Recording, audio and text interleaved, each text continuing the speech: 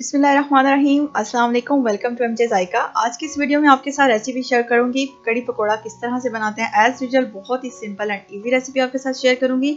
तो चलें रेसिपी को बनाना स्टार्ट करते हैं। कड़ी पकोड़ा बनाने के लिए जो इंग्रेडिएंट्स हमें चाहिए, 1 लीटर के करीब मैंने ली है लस्सी।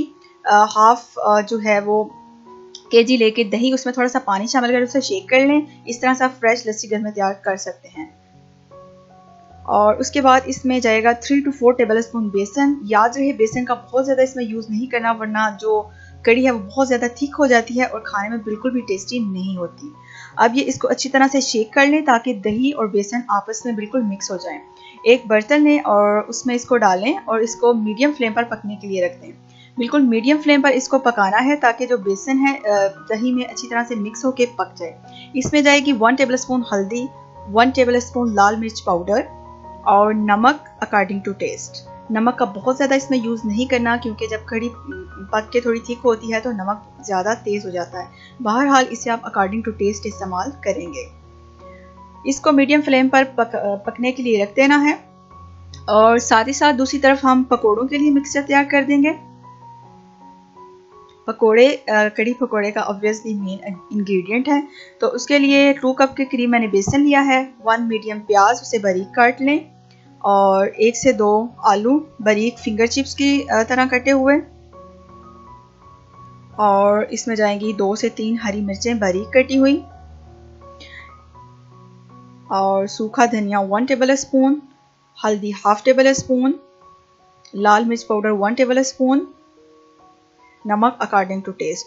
नमक का याद रहे बहुत ज़्यादा इस्तेमाल नहीं करना क्योंकि कड़ी का जो उसमें भी नमक होता है, तो पकोड़ों में बहुत ज़्यादा इस्तेमाल नहीं करना। अब थोड़ा थोड़ा इसमें पानी शामिल करें और इसका एक थिक सा मिक्सचर तैयार कर लें।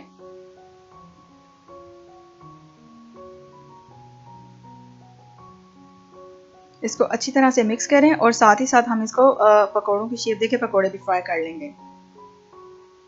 दूसरी तरफ कड़ी को देखें, ये बिल्कुल पक रही है। मीडियम फ्लेम पे, बहुत ज़्यादा हाई फ्लेम आपने नहीं रखनी। जितनी मीडियम फ्लेम पर ये बनेगी उतना इसका टेस्ट ज़्यादा इन्हांस होगा। ऑयल को फुल गर्म कर लें और साथ ही साथ पकोड़े भी हम फ्राई करते हुए जाएंगे। चम्मच से बिल्कुल छोटे छोटे पकोड़े बनाएं। बहुत ज़्यादा बड़े पकोड़े जब आप बनाते हैं तो पकोड़े अंदर से बिल्कुल कच्चे रह जाते हैं, जिनका बिल्कुल भी मज़ा नहीं आता। तो स्पून की मदद से छोटे छोटे पकोड़े बनाएं, उनको फ्राई कर लें।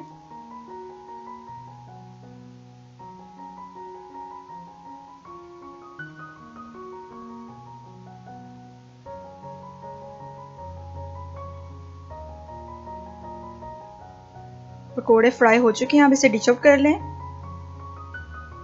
जो बाकी मिक्सचर रह गया उसके भी हम पकोड़े फ्राई कर लेते हैं।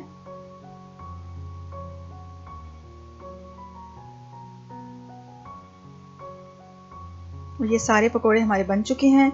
अब दूसरी तरफ हम कड़ी को देख लेते हैं। कड़ी जब बन के बिल्कुल रेडी हो जाए तो फिर हम इसमें पकोड़े शामिल करेंगे। याद रहे पकोड़े कड़ी में डाल के पकाते बिल्कुल नहीं है, बिकॉज पकोड़े जो हैं वो उसमें बिल्कुल सॉफ्ट होकर मिक्स हो जाते हैं, जो कि बिल्कुल भी अच्छा इंप्रेशन नहीं पड़ता और टेस्ट भी अच्छा नहीं आता। पकोड़ों को हमेशा एंड पर शामिल किया जाए। कड़ी बिल्कुल रेडी हो चुकी है, हम डिश आउट कर लेते हैं और साथ ही साथ ऊपर से पकोड़े भी इसमें शामिल कर देते हैं।